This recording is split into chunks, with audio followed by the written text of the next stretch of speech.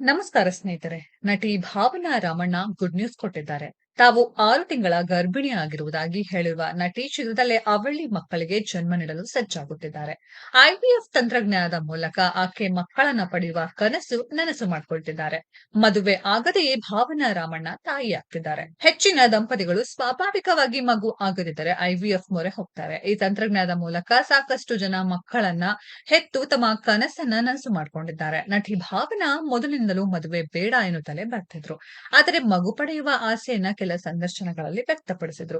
ವಯಸ್ಸು 40 ದಾಟಿದರೂ ಯಾಕೆ ಭಾವನಾ ಮದುವೆ ಆಗಿಲ್ಲ ಎಂದು ಕೆಲವರು ಕೇಳುತ್ತಲೇ ಇದ್ದರು. ಅಂತಿಮವಾಗಿ ಮದುವೆ ಆಗದೆಯೇ ಮಕ್ಕಳು ಮಾಡಿಕೊಳ್ಳುವ ಬಗ್ಗೆ ನಟಿ ಭಾವನಾ ರಾಮಣ್ಣ ಮುಂದಾಗಿದ್ದಾರೆ. ಈಗಾಗಲೇ ಐವಿಎಫ್ ತಂತ್ರಜ್ಞಾನದ ಸಹಾಯದಿಂದ ಗರ್ಭಿಣಿಯಾಗಿದ್ದಾರೆ. ಈ ಬಗ್ಗೆ ಇನ್ಸ್ಟಾಗ್ರಾಂನಲ್ಲಿ ಬರೆದುಕೊಂಡಿದ್ದಾರೆ. ಖುಷಿಯ ವಿಚಾರವನ್ನ ಹಂಚಿಕೊಂಡಿದ್ದಾರೆ. ಹೊಸ ಅಧ್ಯಾಯ, ಹೊಸ ಲಯ. ನಾನು ಈ ವಿಚಾರ ಹೇಳುತ್ತೇನೆಂದು ಎಂದಿಗೂ ಊಹಿಸಿರಲಿಲ್ಲ. ನಾನು ಅವಳಿ ಮಕ್ಕಳೊಂದಿಗೆ 6 ತಿಂಗಳ ಗರ್ಭಿಣಿಯಾಗಿದ್ದೇನೆ ಎಂದು ಭಾವನಾ ಪೋಸ್ಟ್ ಮಾಡಿದ್ದಾರೆ. ಸುದೀರ್ಘವಾಗಿ ಈ ವಿಚಾರದ ಬಗ್ಗೆ ನಟಿ ಭಾವನಾ ಬರೆದುಕೊಂಡಿದ್ದಾರೆ. ವಯಸ್ಸು 40 ದಾಟಿದ ಬಳಿಕ ತಾಯ್ತನದ ಆಸೆ ಶುರುವಾಯಿತು. ಅದನ್ನು ನಿರಾಕರಿಸಲಾಗಲಿಲ್ಲ. ಅನೇಕ ಐವಿಎಫ್ ಚಿಕಿತ್ಸಾಲಯ ಒಪ್ಪಲಿಲ್ಲ.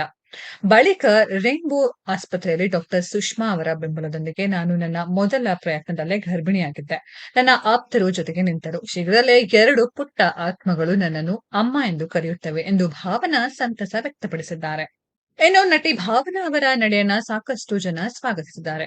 ಕಾಮೆಂಟ್ ಮಾಡಿ ಶುಭ ಹಾರೈಸುತ್ತಿದ್ದಾರೆ. ಇನ್ನು ಭಾವನಾ ಅವರು ಮದುವೆ ಆಗದೆ ಇರುವ ತೀರ್ಮಾನಕ್ಕೆ ಬರಲು ಕಾರಣ ಇದೆಯಂತೆ. ಇದನ್ನ ಅವರೇ ಒಂದು ಸಂದರ್ಶನದಲ್ಲಿ ಹೇಳ್ಕೊಂಡಿದ್ರು.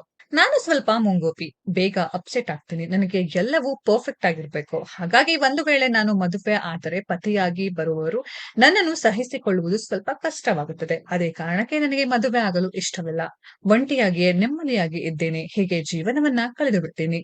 ಸ್ವತಂತ್ರ ಸ್ವಭಾವದ ನನಗೆ ಸಂಬಂಧಗಳಲ್ಲಿ ಬಂದಿಯಾಗಲು ಇಷ್ಟವಿಲ್ಲ. ಮದುವೆ ಆಗದಿದ್ದರೆ ಜೀವನ ಹಾಳಾಯ್ತು ಎಂದುಕೊಳ್ಳಲ್ಲ. ಮದುವೆಯಾಗಿ ಪತಿಯನ್ನು ಕಳೆದುಕೊಂಡಿರುವವರನ್ನು ನೋಡಿದ್ದೇನೆ. ಇದನ್ನೆಲ್ಲ ನೋಡಿದರೆ ನಾನು ಸೇಫ್ ಎಂದು ಭಾವನಾ ರಾಮಣ್ಣ ಹೇಳಿದ್ರು. ಸ್ನೇಹಿತರೆ, ನಟಿಯ ಈ ನಿರ್ಧಾರದ ಬಗ್ಗೆ ನಿಮ್ಗೆಲ್ಲ ಏನನ್ಸುತ್ತೆ ಅನ್ನೋದನ್ನ ಕಮೆಂಟ್ ಬಾಕ್ಸ್ ಅಲ್ಲಿ ಕಮೆಂಟ್ ಮಾಡಿ. ಈ ವಿಡಿಯೋ ಇಷ್ಟ ಆಗಿದ್ರೆ ಲೈಕ್ ಮಾಡಿ, ಶೇರ್ ಮಾಡಿ, ಚಾನೆಲ್ ನ ಸಬ್ಸ್ಕ್ರೈಬ್ ಮಾಡಿ, ಪಕ್ಕದಲ್ಲಿ ಇರೋ ಬೆಲ್ ಐಕಾನ್ ನ ಹಿಟ್ ಮಾಡಿ. ಮುಂದಿನ ವಿಡಿಯೋದಲ್ಲಿ ಭೇಟಿಯಾಗೋಣ. ಧನ್ಯವಾದಗಳು.